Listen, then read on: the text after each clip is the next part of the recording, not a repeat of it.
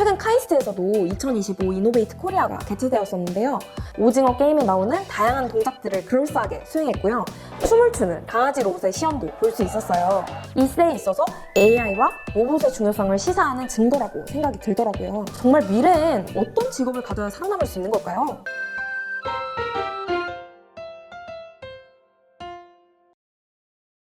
안녕하세요. 과학 커뮤니케이터 올림입니다.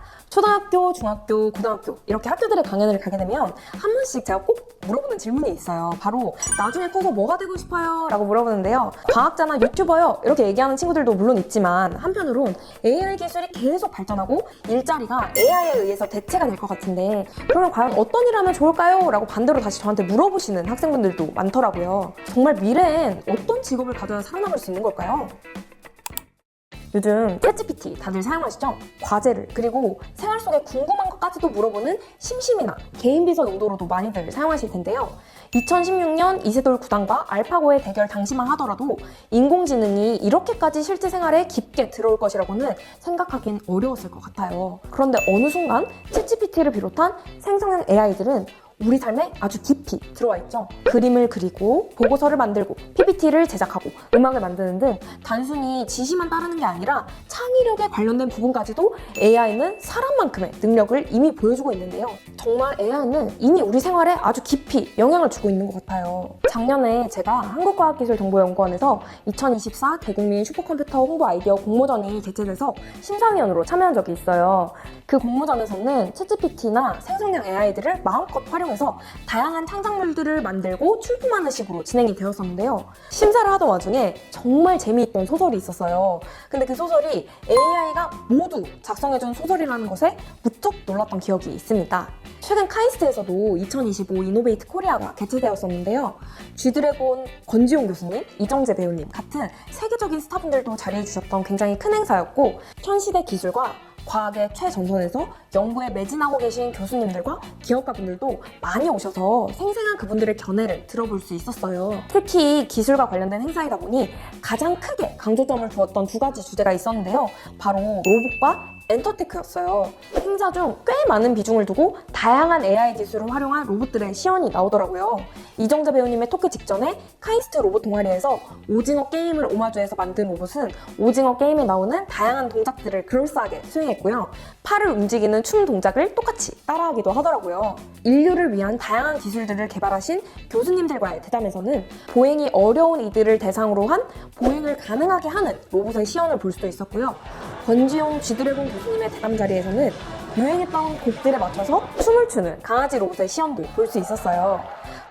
거의 한 7시간에 걸친 긴 행사였는데요. 그럼에도 무려 3번이나 각기 다른 형태로 로봇이 등장했다는 것은 이 시대에 있어서 AI와 로봇의 중요성을 시사하는 증거라고 생각이 들더라고요. 그리고 이와 함께 사람이 지금 하고 있는 일들을 대체하는 AI 기술과 로봇이 점차 발전하게 되면서 사람은 앞으로 어떤 일들을 해야 하는지에 대한 고민도 저도 함께 하게 됐는데요. 사실 예측이나 예상을 하더라도 기술은 어떻게 성장할지 어떠한 사회 부분을 차지할지는 정확히 알 수 없을 거예요.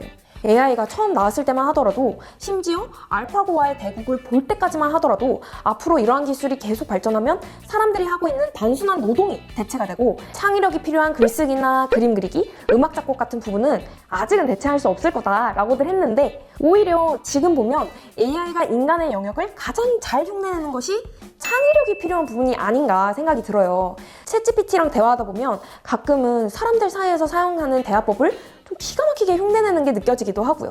그렇다면 앞으로 우리는 정말 어떤 직업을 가지는 게 좋을까요? AI가 어떻게 우리의 삶을 대체하게 될지를 모르기 때문에 지금 구체적으로 직업을 딱 말하는 건 어려울 거예요. 다만 확실한 건 AI는 우리의 세상을 앞으로 더욱 많이 더 빠르게 변화시킬 거고 우리는 그 변화에 대응하는 것이 중요하다는 거죠. 과거에도 증기기관이 개발되고 공장에 기계장치가 도입이 되던 산업혁명의 태동기에도 이런 혼란스러움이 있었다고 해요. 노동자들은 기계가 자신들의 일자리를 뺏는 것에 반대하면서 러다이트 운동을 벌이기도 했는데요. 그러나 지금 역사를 보면 아실 수 있듯이 패러다임의 변화는 막을 수 없고 사람들은 결국 변화하는 환경 속에서 기계와 공존하는 방법을 배우게 됐죠. AI와 함께하는 앞으로의 세상에도 AI와 공존하는 방법을 터득하고, 그리고 그 안에서도 AI를 무조건 맹신하는 게 아니라 본인만의 가치관을 가지고 옳고 그름에 대해 인식할 수 있는 것이 중요해질 것이라고 예측해 볼 수 있을 것 같아요. 최근 개봉한 박찬욱 감독님의 신작 어쩔 수가 없다, 다들 보셨나요?